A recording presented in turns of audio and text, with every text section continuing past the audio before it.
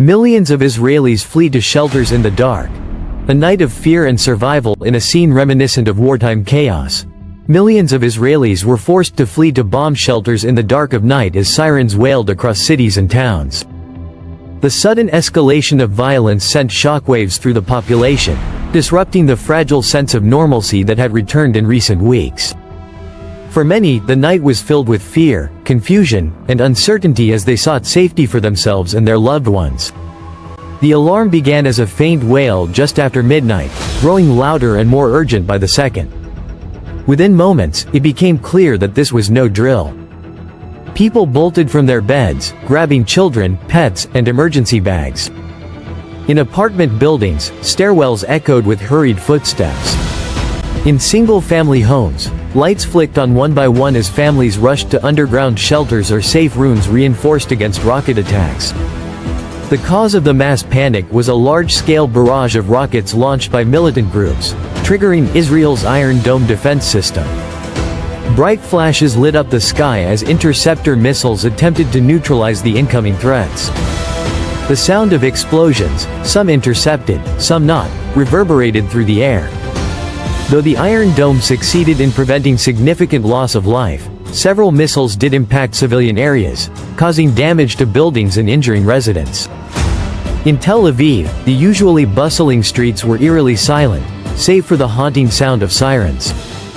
In the southern regions, especially near the Gaza border, residents are all too familiar with this terrifying routine. Yet no amount of experience can make such moments any less harrowing. Children cried in the arms of parents, elderly individuals were assisted by neighbors, and communities leaned on one another for emotional support. The Israeli government issued emergency broadcasts, urging citizens to remain calm and stay inside designated shelters until further notice. Hospitals activated emergency protocols, and emergency responders were dispatched to areas that suffered direct hits. Meanwhile, citizens updated loved ones via phone and social media, spreading both reassurance and critical information.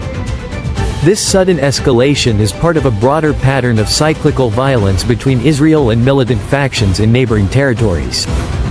Political tensions, military actions, and deeply rooted historical grievances often ignite into open conflict. Despite international calls for de-escalation, moments like these remind the world just how fragile peace can be in this region. In the hours that followed, as dawn began to break, the sirens eventually ceased. People cautiously emerged from shelters, tired and shaken but grateful to have survived the night. Streets were littered with debris, but also filled with quiet resilience. Volunteers offered aid to the injured and displaced. Emergency crews began assessing the damage. And families returned to homes that now bore the scars of another violent episode.